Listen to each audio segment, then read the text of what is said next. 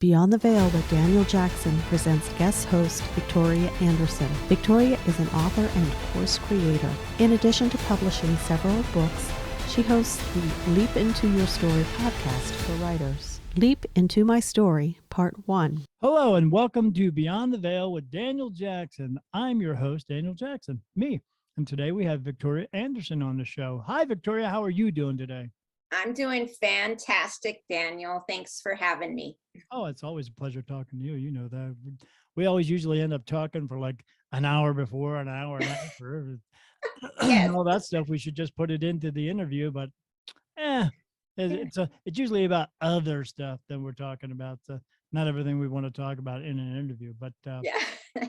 today we're here to discuss you and your experiences with spirit. And because you've written 3 books, and I'm sure are you writing something else new? Always. Always. Yes, I have my 4th book.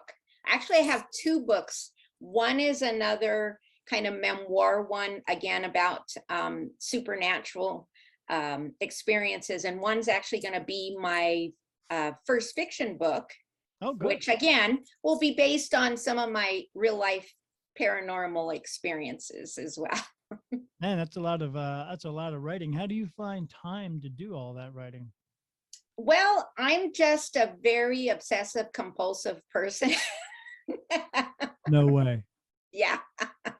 And if multitasking were a gold medal or like an Olympic sport, I'd be a gold medalist, multi-gold medalist in that. So, I'm very big on mindset. And when I set my mind to something, it will be done. So, and what does your husband do? Does he just stand out of the way? Pretty much. I mean, he has a job that keeps him busy, and really the cat's my biggest challenge too. My biggest obstacle. Yeah, we've talked before, and I've seen the cats show up in the point of view of the camera, and I'm like, and you're like, oh, and I'm like, well, who cares, man? It's life, that's the way it is. Yep. So yeah, she's runs the roost, and when I try to set myself down to write, sure enough, she'll come and sit on the keyboard or put a nice long 3-sentence all through my manuscript. So yes. Maybe that's we don't know. Maybe it's purpose. Maybe it's not. Maybe she's doing it on purpose to get your attention. Yeah, I think she's doing that on purpose. They're like that.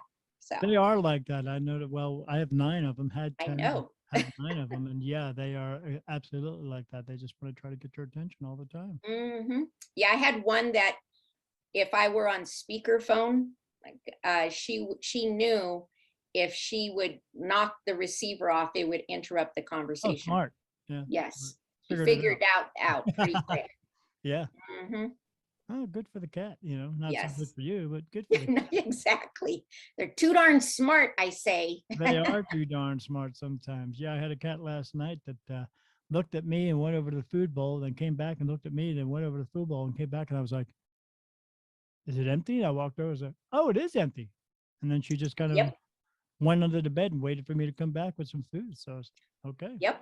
See, she's got you trained. Yeah, they do. Yeah, just like my wife. They all have me trained. Yeah. I'm okay with it. Yeah, you would think I would think ahead of time and know this stuff, but no, I don't pay attention to it. No, not at all. So tell us about your books and tell us, I know you have a lot of instances with the supernatural. So why did you feel that you needed to write that down and put that in a book format? That's it's kind of there's many roads that had kind of led me down that. There was an uptick in these paranormal, supernatural, spirit events that I just felt like I needed to journal them. So it all started with a journal. Sure. Now, I hadn't planned to turn them into books, but I seemed to get confirmation like everywhere I turned that I needed to put them into book form. Yeah, they were telling But you to do it. so I would be having a conversation with, say, a coworker in line at, during my lunch hour, and there would be somebody in that line going, "Oh my gosh, didn't mean to overhear, but that's great. You should put it in a book." Or I'm talking to somebody about something strange that happened in the morning at the, I'm in line at the grocery store talking to my friend, and again, like the cashier would be like, "Oh my gosh, that's crazy. Do you have any more stories?" And put it in a book. So it almost seemed like everywhere I turn, I was getting this confirmation that I needed to put a book out there.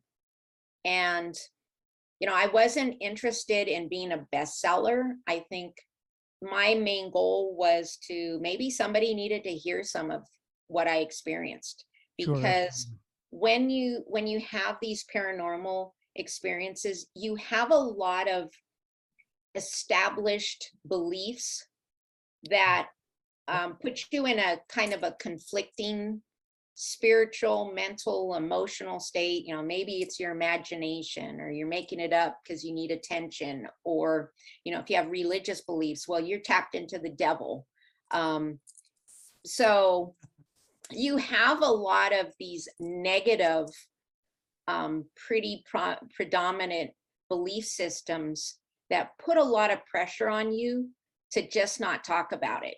Sure. Or you when they happen, you have that moment where you're shaking your head going, did I just Yeah, say yeah, exactly. And a lot of times you question your own sanity yes? because it's so way out there. I mean, that was one of my big struggles is, and of course, these were happening pre-internet, but, I would go to lectures and seminars and support groups. And one of the things that I came at them just out of those is I still felt very alienated because my experiences were so unique that even people in that mindset who would be open to hear it were just like, they couldn't relate. They look at you like this. What? Yeah, exactly. Yeah, that is the standard look. What happened? Yes, What? that is. Oh. Really? You Oh. weren't imagining it? No, wasn't No, imagining that. no. And matter of fact, if that was imagining, it was pretty good because it happened a couple more times, right? Yeah. Yeah. Why would it? But why do you think it would keep happening over and over and over again? Right. Right. And generally there's, some sort of message that you need to pay attention into, whether, and it's usually, for supernatural, a lot of times it's personal, Yes. what I found out. So one of the reasons why I realized that other people couldn't, share or get connected into what I was talking about, because it was left for me to decipher Right.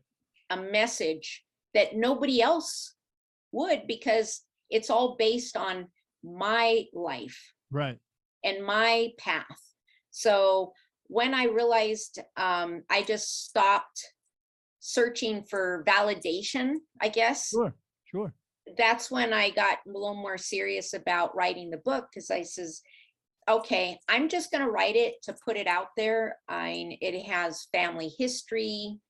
It just has some of the just personal insights and struggles with family. Because a lot of times with drama, family drama, you shut down. So that's another thing that I wanted to bring out in my books is, when you, of course, in my first book, I talk about how I shut down my abilities, which did not work out so good. No, I'm sure it wouldn't. Yeah, it did not work out so good. So really the first book and the second and third book is talking about me trying to recharge it, Right. because I needed it. That was a guiding system. And as crazy as it made me feel, that was really a big part of me that I shouldn't have wanted to abandon. Why do you think you wanted to abandon it? Did you just, was it because of the fear of what was going on?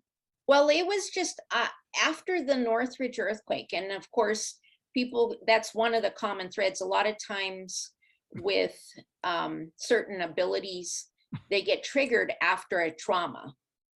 So for me, living through a really big, scary earthquake with the building almost falling on me. Sure. Now it was kind of built, it was, so that was like the flip switch to be stuck on and high level. But the few years before that, it was starting to build. Something had triggered, and I think it was maybe my mom dealing with my mom's, pending mortality. Right. So it's kind of started right when she was diagnosed with breast cancer in 92, and then 93, she was again for the other breast. And I think this was the first time where death really hit kind of close to home, or the possibility of death. And by 1994, the earthquake was just it was a smoldering little fuse, and then bam. And then it got stuck on the on switch. And from then on, I lost all control of my own thoughts. I couldn't sleep. I was getting, I had went from a little bit of clairvoyant, a little clairsentient, clairaudio, to all three of them at once, all the time. So I was seeing images, hearing images, feeling things, all hitting all my sensory all the time, 24/7, 365 days a year. There was no rest. And I think what happened is the fatigue I couldn't, it was just breaking me down. I couldn't function. I couldn't have a job. I couldn't have relationships. I didn't want to even be around people because I didn't want all their information coming at me all the time. So I was, I'd sneak out in the middle of the night to, in a 24-hour burger place or, grocery store, and just zoom in, get, mainly cat food. It's all about the kitties, no matter what. That's it. And a little snack for me, and just try to keep myself away from people. Yeah. And, bills had to be paid. People were starting to question what's wrong with me. I didn't want to talk about it because it was pointless. They didn't understand what I was going through. Yeah, they don't know. People don't understand, and what they don't understand, they are afraid of. Correct. And that was the other element too. Now, I've had other family members that had psychic ability as well, but nothing like I had experienced at all. So that was just, a level that and again, there was no internet. You didn't have the luxury of searching something, going, okay, there's other people out there. So you feel very alienated. And I remember one time I did finally reach one of my neighbors who was very big into, new age stuff. And she dragged me out to I guess it was a talk with a Lakota chief. And he only came out like once every 15 years. So this was his, I think was his second time out in public where he speaks at this lecture. And she dragged me to it because she was concerned. And I was trying to hide because there was about 20 people in the circle. And I was trying to hide. And again, just pushing myself out from the spotlight and being around people. Would you know that Lakota chief who and when he said he not only does he not come out on but 15 years, doesn't normally speak. He picked me out of that 25-person room and wanted to speak to me. And it's like, that was the first time that I realized I can hide. I could try to hide. I could run, but I can't hide because he honed into it. And he just said this. He pointed to me in this group of people and says, she's the one. I have no idea what that is, but apparently the rest of the people in the room, and that was some sort of selected position in the prophetic area. Now, my friend was hoping that was her, by the way. She wasn't too happy about me being picked. Yeah, it's However, like when you win you a know, contest and your friend didn't win, and they look at you like, "Oh, damn it! Yeah, why is it yes, I know. always them and not me?" Yeah. But, I mean, that's still, even with that, I'm like, I didn't want that responsibility, even with the validation from the Lakota chief. Going, you're the one, because she had explained to me in the car what the circle was about. This Lakota chief would come out every 15 years and pick out the seers or the prophets Right.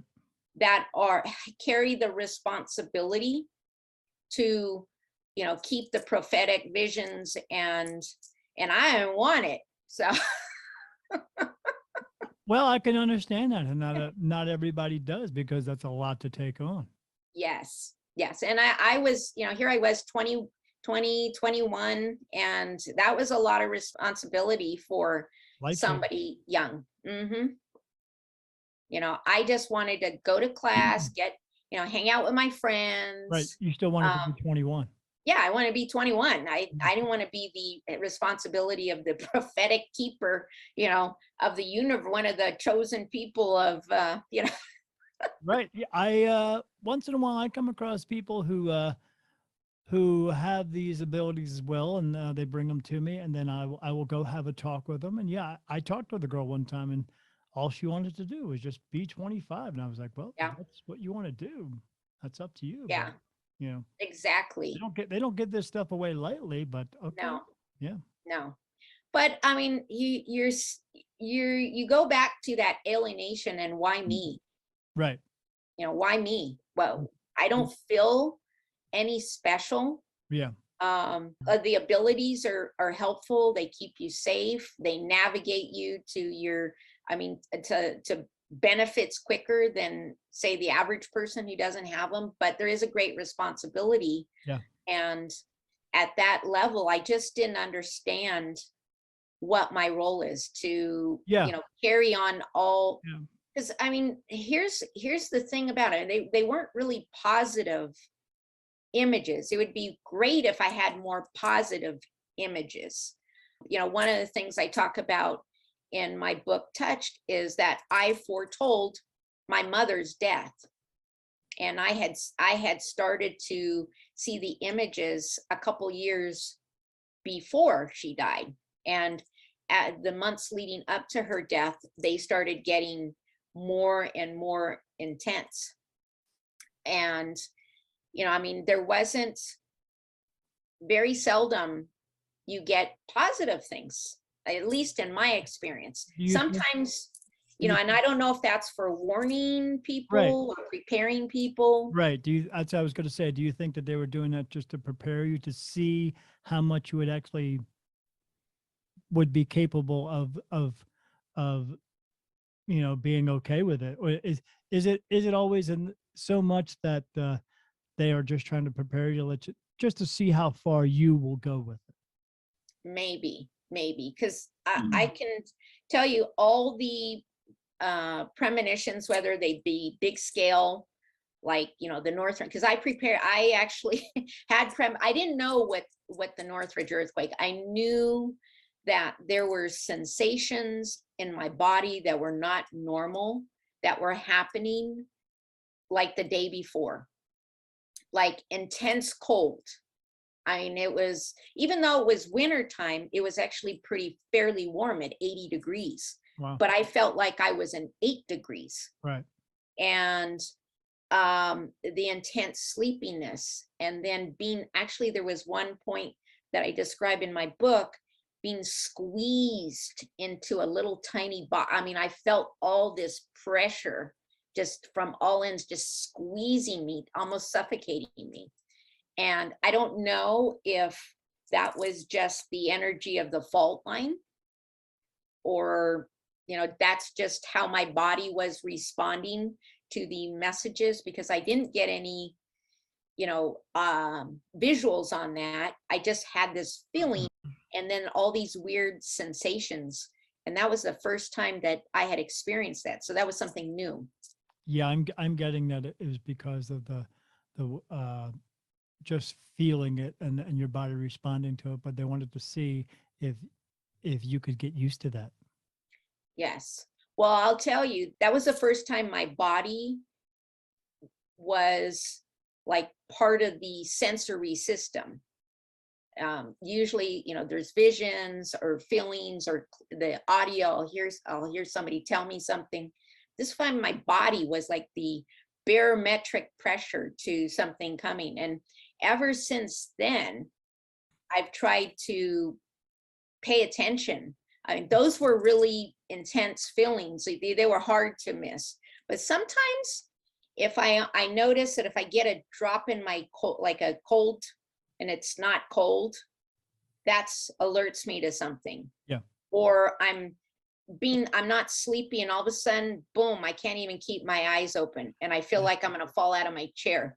So those are signs that kind of trigger me to start looking, to go, I don't see anything, feel anything, I'm obvious, but it stops me, it hits my radar, and then I start looking for what should I be paying attention to. And I'm sure you're going to agree with this, but do you believe that they did that on purpose so that you would pick up on those triggers? I think so. Well, I'll tell you, a couple hours before the actual earthquake hit, I turned off my heater because, I had been so cold, but now it was blasting. And I think that probably helped save me, or at least put me at a less danger, because a lot of like gas lines broke. Yeah. In my well, not my apartment, but across the street or across the courtyard. And I had moved up my flashlight closer, which oddly completely disappeared. Like I never found my flashlight. I moved it closer to me. I think I actually put it under my pillow. That's what I did, because it was on my nightstand, and I put it on under my pillow, went to bed, and about an hour later, because I had been so sleepy, I was out to dinner. I got to the restaurant with my friend, and next thing I know, I was falling asleep in they served us our chips and salsa, and boom, I was falling asleep at the table. And I said, I got to go home. And my friend's like, what's wrong? And I'm like, I don't know. But she actually gave me her sweats, and we layered clothes on me. And she's like, maybe you're coming down with something. I don't know. I just felt like this. I had to get home, and I could barely, and I was being squeezed. And then I went to sleep. I woke up 1 hour before the earthquake, shut off the wall heater that I had, the gas wall heater, and moved the flashlight closer to me. Right. And then when the earthquake hit, I couldn't even find, first thing I went was for the flashlight under my pillow. Couldn't find, and I never found that flashlight. That's one of the weirder things in that earthquake. It just like vanished.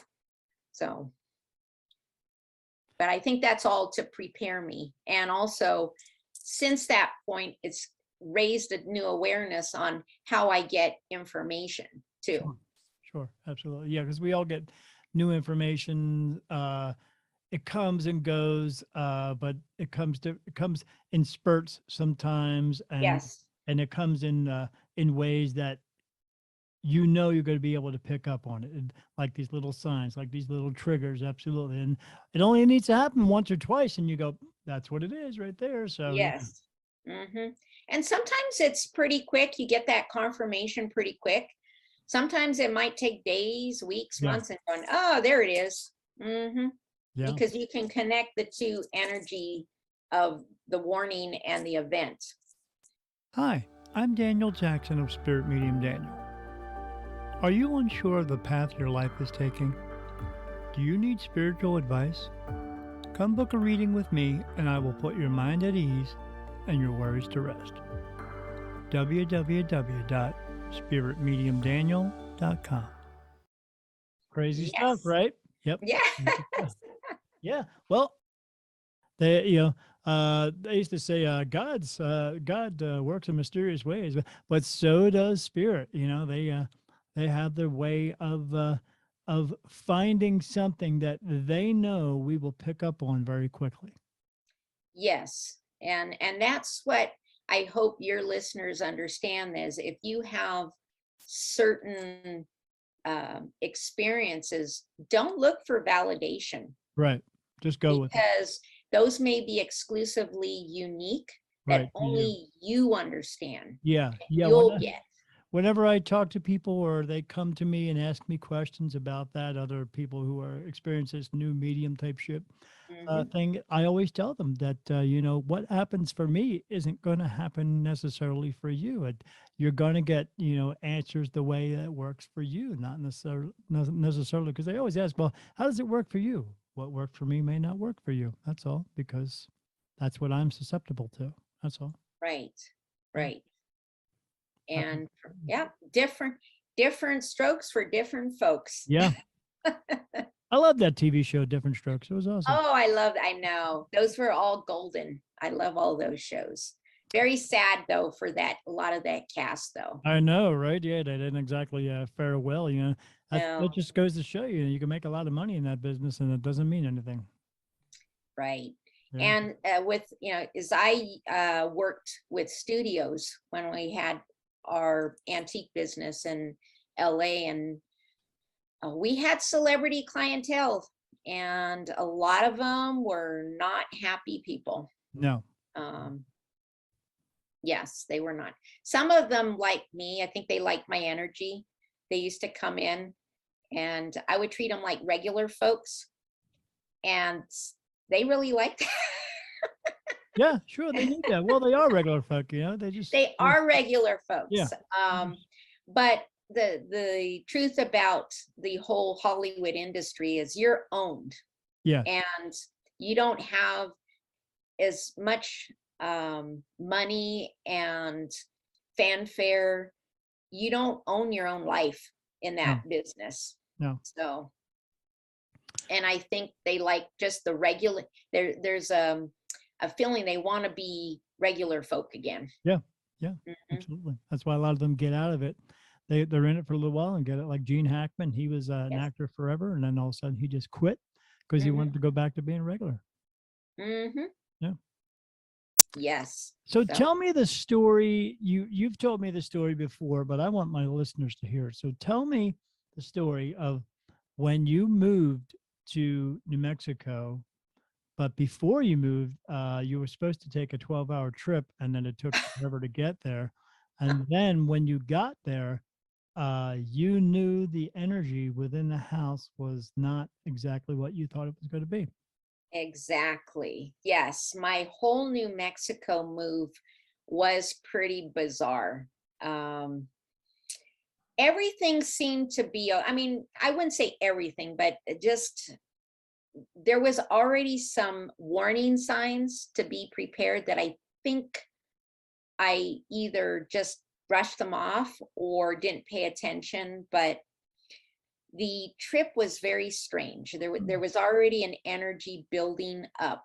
I know the night before I went to clear out my PO box, and when I went back into the car, I heard the doors lock, and I didn't have my hand on the keys.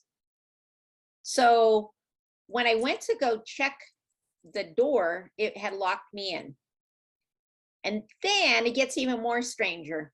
The car alarm starts going off. Crazy, and I'm like, what is going on?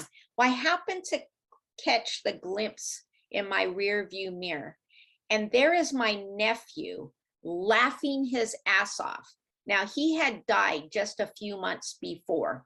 So I think he was showing me, look what I can do now that I'm deceased, but I can have some fun. So for those who think your deceased folks are not having a good time, just remember my nephew's story, having a good old time, screwing with his auntie. Okay. Yeah, they can do it. They can do it.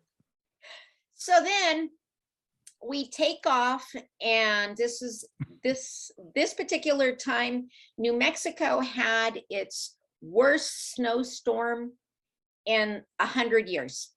And we were trying to catch our window before the next big snowstorm came in. Sure. And everything seemed to be okay. The weather report said that the storm had moved north of us. And when we left, it was chilly, but crystal clear. We were confident we were gonna do our 12 hours, no problem. But no sooner we hit Flagstaff, the storm, to everyone's surprise, including the Weather Service, decided to have a mind of its own and dropped right on top of us. So we were trapped in Flagstaff for the next 7 days. And then I had this weird, bizarre illness that seemed to, I don't know if it was stress, but personally, I think it was already this weird energy building. Do you think the energy that was coming up on you like that, do you think that this is their way of telling you, we know that you're showing up? Yes, because at the end of the 7 days, we finally got, because how we got trapped in between me being sick and we got trapped in that blizzard. So it was a full-on blizzard in Flagstaff. So that's why we had to hunker down for that. And our 12-hour trip turned into a 7-day nightmare, really. So between the blizzard, me being sick, and our poor animals being traumatized, that was the first time that they had to be away. We had 5 cats and 3 dogs. So that was quite and they were never had been away from it. And we had to house them in the Flagstaff vet office because they were the only ones who did the kennel, and we took up their entire facility. Right. Wow. And only they had to even utilize one of their exam rooms for all of our cats, because they were only really prepared for dogs and not cats. So they made do. Thank you, Flagstaff vets. Yeah, no, I get it. When we just moved across to America here, yeah, I'm sure. finding Yes. a hotel that would take all of our pets Yeah. was crazy. Yep. Yeah. And then they want to charge you like $100 per animal too. Yeah. Yeah. Mhm. Yeah, we walked into one place and he said, how many? I said, well, we have cats. Well, how many do you have? We have 10. No. 10, 3, okay. 10, not okay. I was like, Exactly. okay. So we left. Yeah. Yeah. So I know we ran into that too. And especially since we hadn't really, I mean, I had done a brief search online for the ones that said pet friendly, but when we actually showed up with pets, they were like, no. I said, your website says you do. Yeah. So, but we managed. Yeah. We managed. So finally, on the 7th day, it's clear, sunny. I can feel like a relief of energy off me. We're heading for New Mexico, and I see the New Mexican sign where it says, you are now entering New Mexico. Well, as soon as I crossed that particular sign, I had a very bizarre experience. And I write about this in the Mastering the Paradox, where all of a sudden it felt like my blood was now filled with like effervescence, like soda just coming through my veins. And I heard this chorus of voices, just thousands of voices, all synchronized, saying, we've been expecting you. Yeah. Wonderful, right? Yes. So I'm thinking all's good. We're now on the right path. And then we get to the house, and my husband trusted me. He never had seen the house. So basically he says, I trust your opinion. And when he got there, he was like, oh my gosh, this is better than any pictures you brought back. And we thought it was going to be just smooth sailing and we're good. And I got the voices going, we've been expecting you. And then it goes nutsy. The first day in the house, I feel like something is watching me. It just felt, and it was concentrated in the master bedroom, bathroom. So that was something within with the next like 24 to 48 hours. I kept feeling it. It continued for a couple of years. But the second day in the house, I saw a spirit literally walk past me. I was in the laundry room. So he came from the kitchen, walked right past me through the dryer and went into the wall. So did you say anything, or did you just do one of these? That's it right there, Daniel. That is exactly. That's what I do all the was time. like, wow. That's what I do all the time.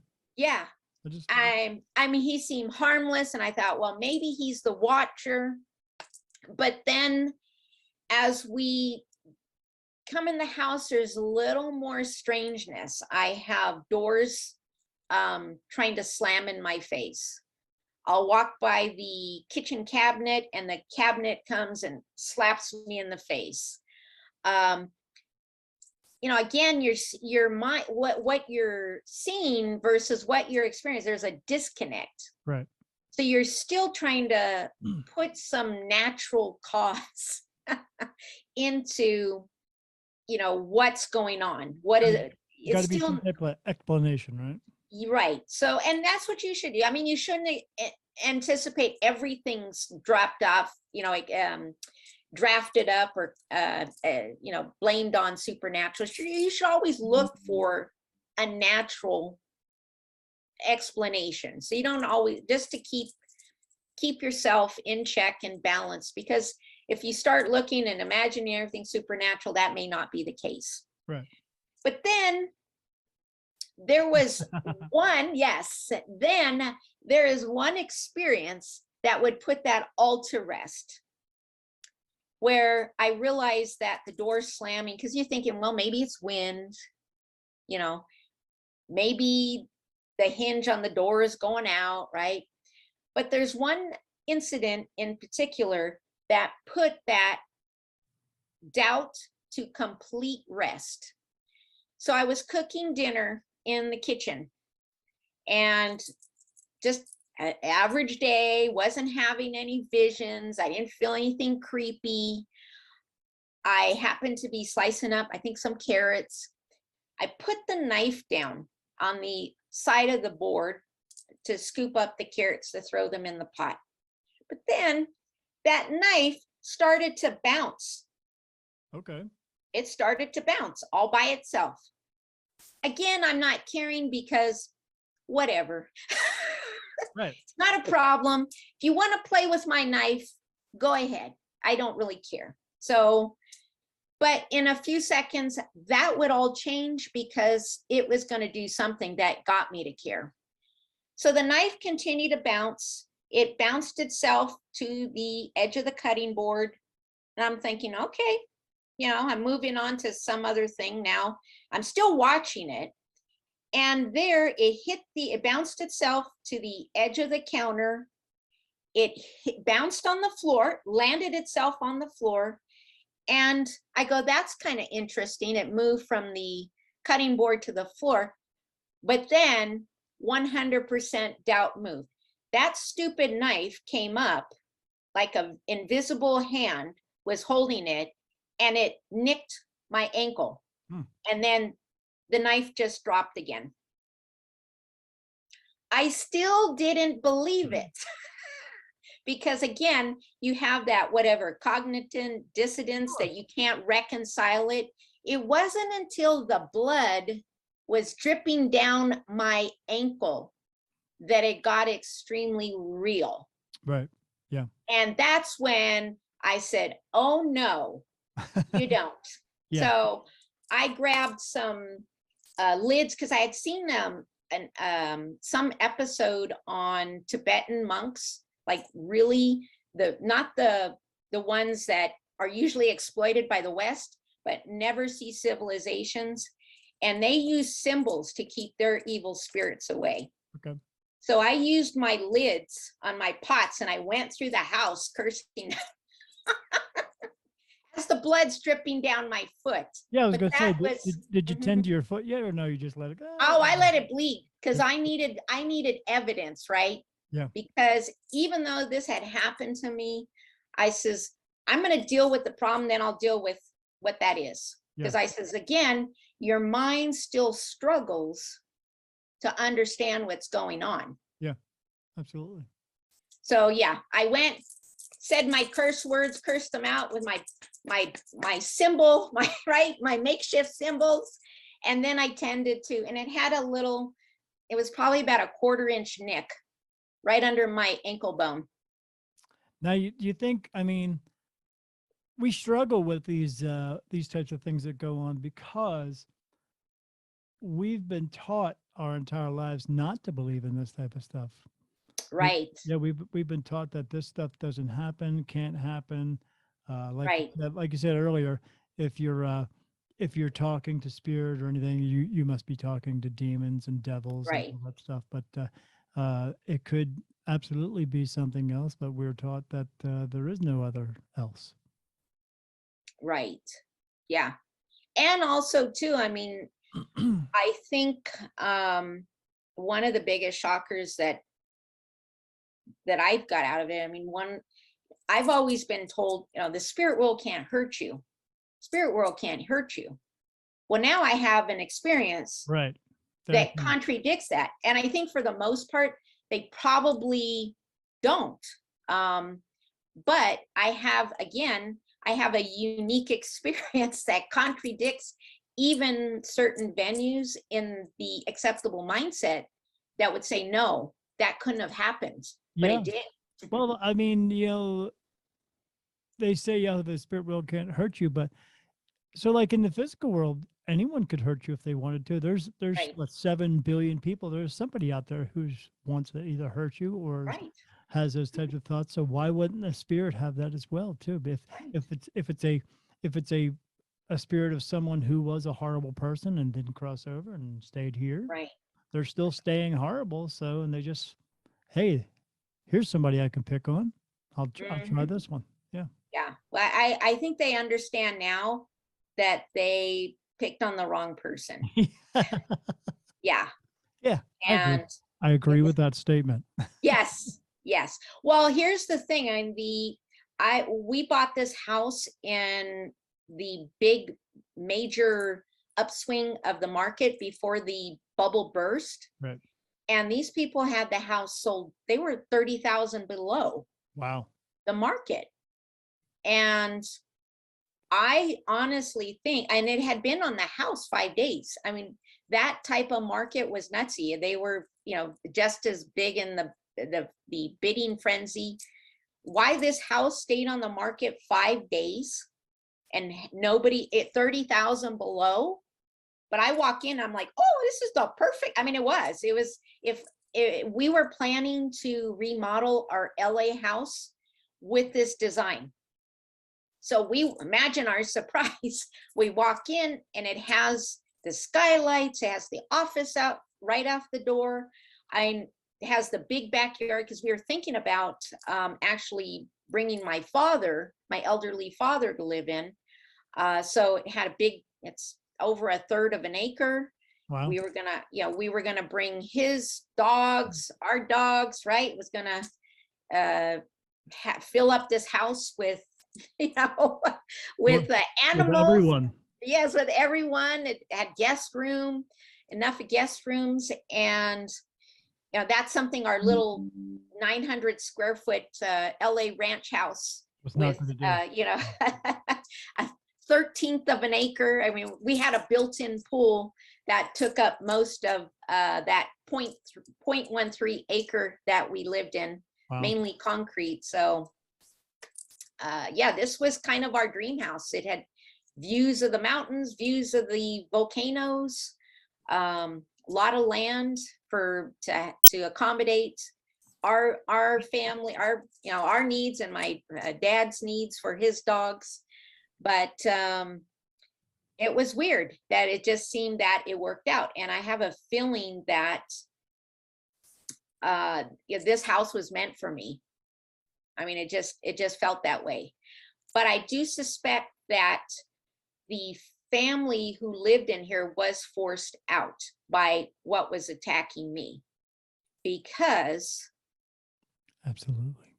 Yes, I suspected that. I'm glad you confirmed that. The family, I had met the wife, and a year after we had been in this house, she came back with the boys. Now, her husband was an engineer. He was lecturing at the University in New Mexico.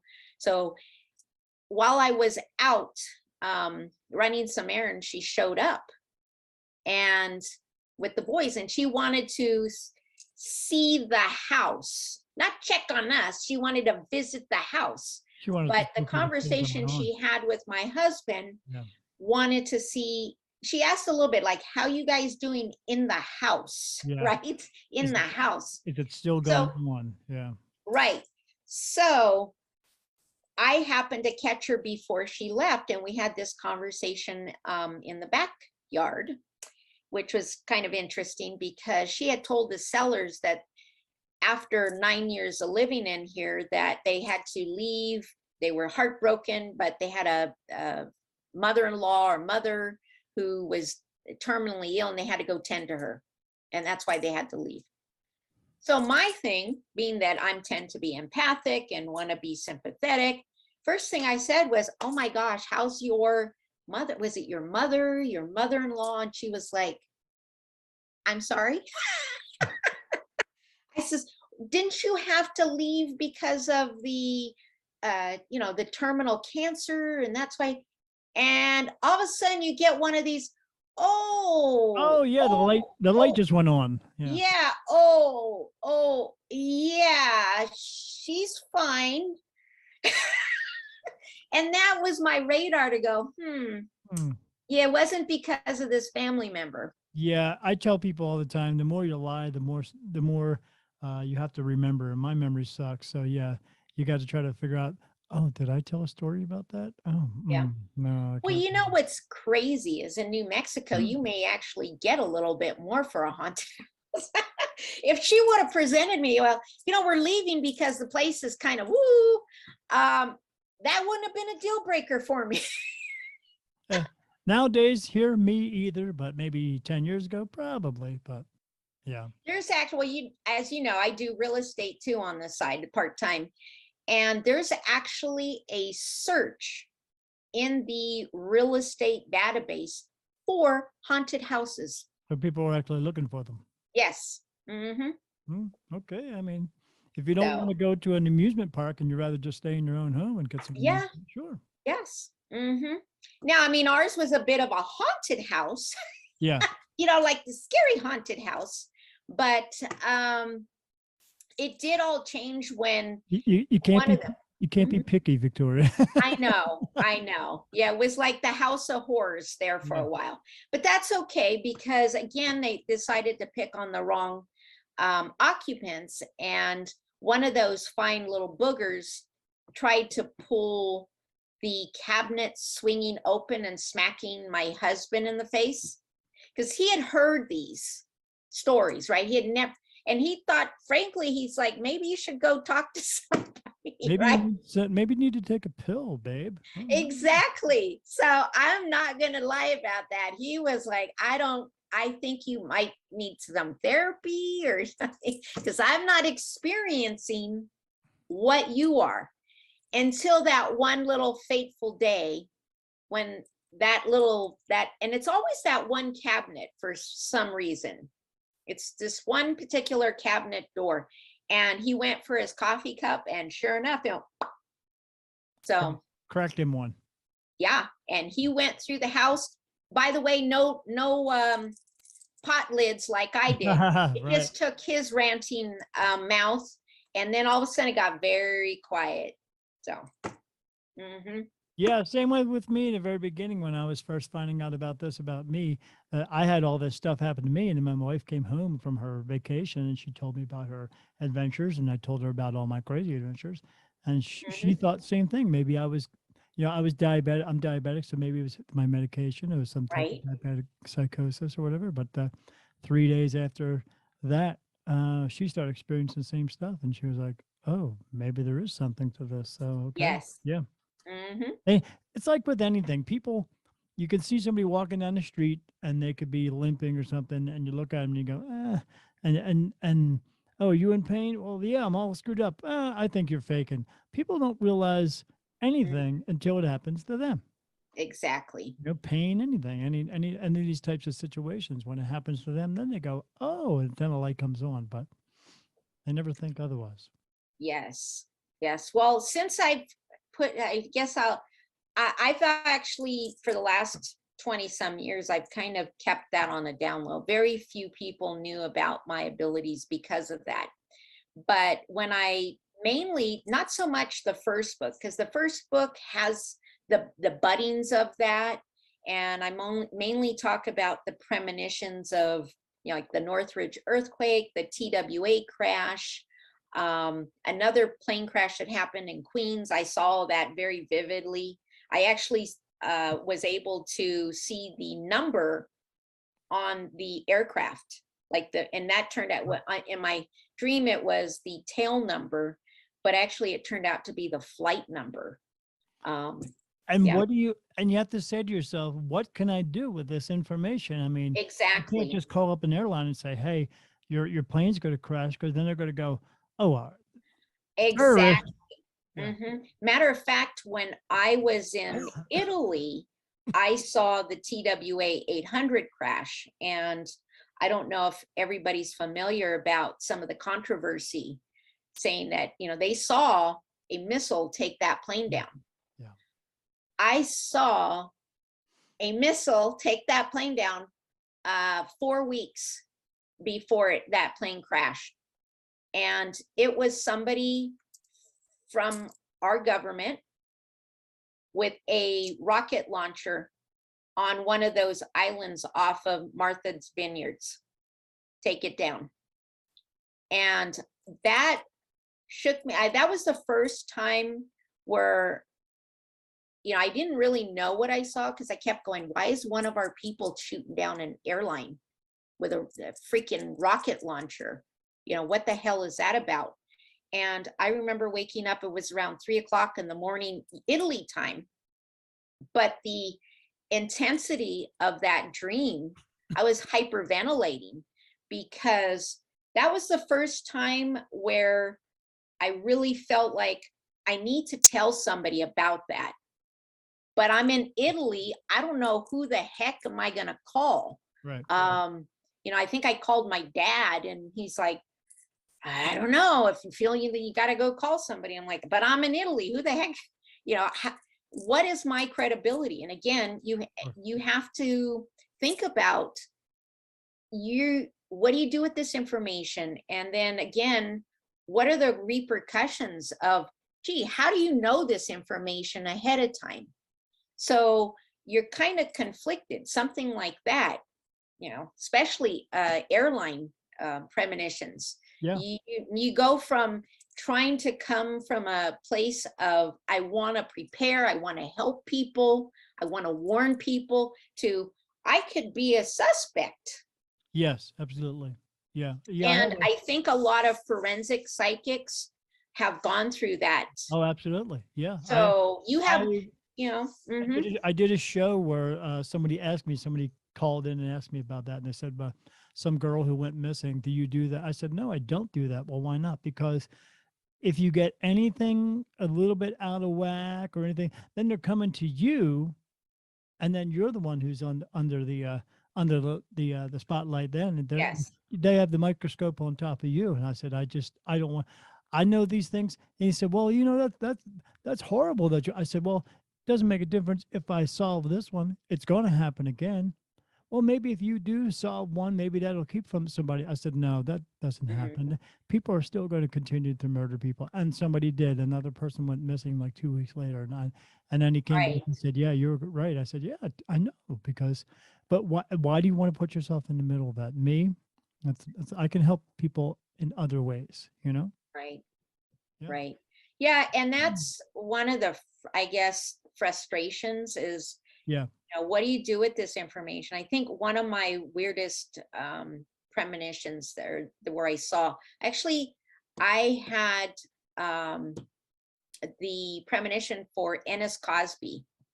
I had seen the scene before he was murdered. through the eyes of the killer. Right.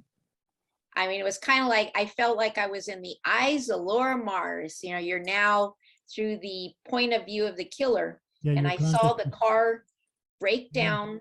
Yeah. I saw his girlfriend with or whoever she was, never really established, with the fur coat. Both him, Ennis Cosby, and the gal that he was with, both knew the guy because they were very friendly. And I can see myself going through the eyes of the killer. Yeah, isn't that crazy? I have that a lot too. Mhm. I guess I don't know if that's called remote viewing or whatever it is, but yeah, my consciousness, I know it's in the, like, I sometimes have messages come through, or that comes through. I'm sitting on the couch somewhere in somebody's house watching TV, Mhm. and then I see the person get up, and I'm like, why? Okay, so I'm asking them, is my consciousness in his eyes, and I'm seeing all this, and I get yes answers, and I'm like, why Right. am I sitting on someone's couch watching TV, watching cartoons, let alone TV? You know, I'm like, Yeah. makes sense. I mean, that was probably one of the more bizarrest premonitions, to actually Sure. see it through the eyes. And I was again, my small circle, and I says, Ennis Cosby's killer is somebody he knows. They know, because I'll tell you, most crimes in LA, they don't just randomly happen. There's some sort of connection. Yeah. That's just a fact. But the Stay tuned for part 2 of Leap Into My Story.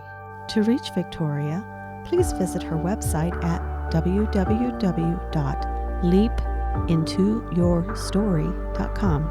Thanks for watching, and we will see you next time on Beyond the Veil with Daniel Jackson.